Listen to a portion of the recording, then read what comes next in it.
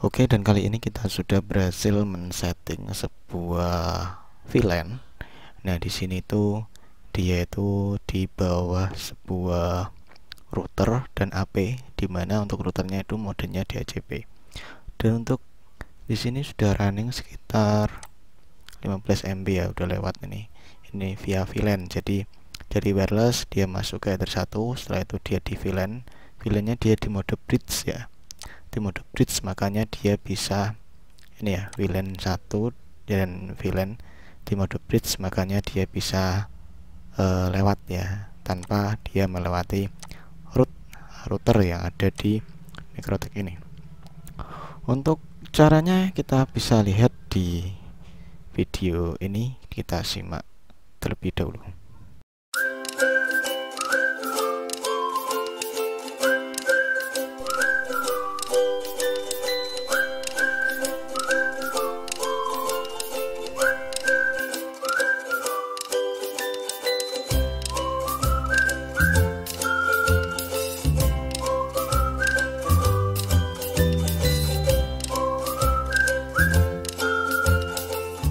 Oke, nah kali ini kita sudah masuk di dalam routernya. Ini adalah LHG5ND, dan di sini untuk topologinya mungkin nanti akan saya lihatkan itu seperti ini ya.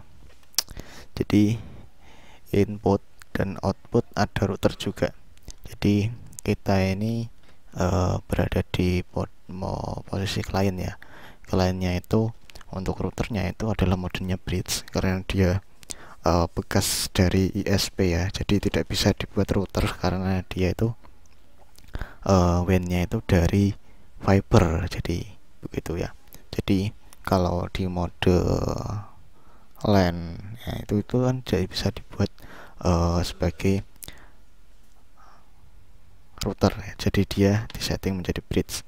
Nah, ini biasanya itu routernya itu serinya fiber home, dan ini ada juga di salah satu klien dilewatkan menjadi server. Jadi ini memang langsung dari lapangan ya. Jadi yang ini LHG, ini yang input ini adalah LHG, modenya client router. Jadi dia menerima signal, terus dimasukkan ke dalam LHG, terus dimasukkan ke dalam Ether 1, dia DHCP server, dan dia masuk ke router ini.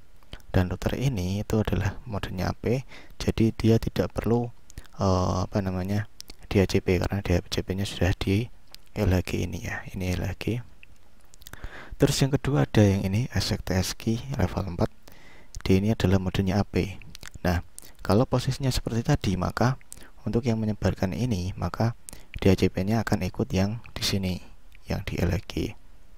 Terus supaya mode AP-nya ini itu dia memancarkan signal dan IP-nya itu mengikuti dari input yang ada di server sana, maka kita harus membuat output ini berada di sebelum LHG ini ya. Jadi ibaratnya kita mempunyai AP ini itu di sebelum dari LHG. Jadi dia bisa mendapatkan IP di server yang ada, atau server kita yang utama, bukan yang LHG ini ya. Jadi untuk input dan output kita membutuhkan yang namanya VLAN. Nah, VLAN di sini itu berfungsi untuk menghubungkan antara input yang di sini menuju ke output ini. Dengan kita memodifikasi sedikit dari interface, kita menambahkan VLAN, dan nantinya untuk yang input ini dari input dari server kita bisa langsung keluar di output sini, istilahnya seperti itu. Jadi kalau dalam mode umum, maka yang keluar adalah yang di sini, yang LHG ini ya, untuk DHCP-nya yang melawan output. Tetapi untuk saat ini kita membutuhkan VLAN, maka yang keluar DHCP-nya itu adalah yang dari server sana nanti ya. Oke, lanjut.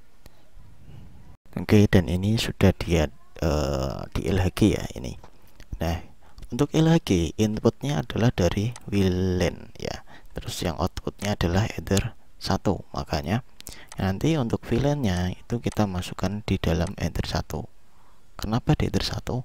Karena yang VLAN ini dari server kita, terus yang enter 1 kan menuju ke klien ya. Jadi makanya kita akan buat yang pertama interface, terus setelah itu di sini plus, terus cari yang namanya VLAN. Nah ini untuk VLAN-nya dikasih nama apa, sesuaikan. Saya akan membuat VLAN yang namanya VLAN 101.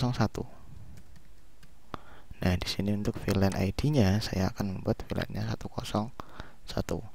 Dan untuk interface-nya di sini enter 1, kita apply. Oke, kita tunggu.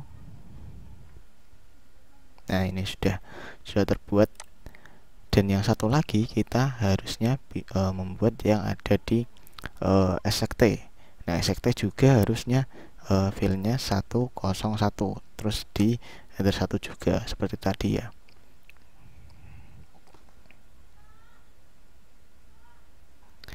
Setelah itu untuk yang VLAN 101 kita bridge dengan yang namanya VLAN supaya yang VLAN dan VLAN ini menjadi satu jalur istilahnya, atau satu sumber, atau satu jalur lah, memang satu jalur ya.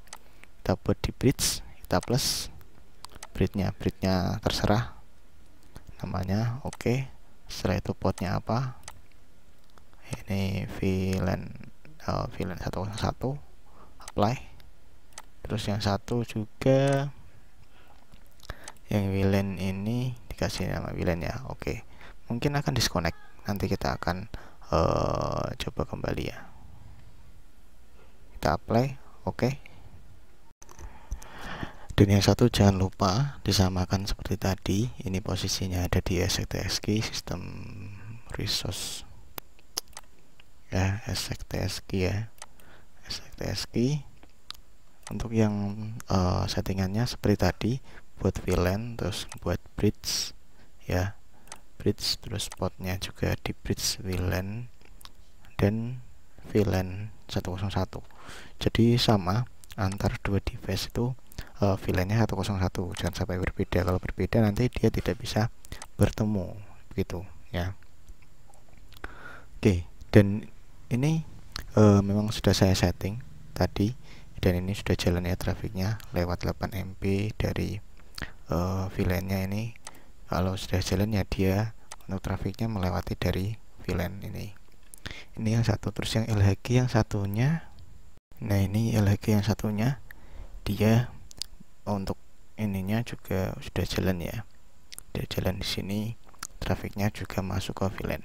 Jadi untuk mode bridge, untuk yang routernya bisa diakali dengan kita membuat VLAN, terus kita buat bridge dengan VLAN-nya, maka dia kalau melewati router banyak kemungkinan pasti bisa, masih bisa ya kalau seperti itu caranya.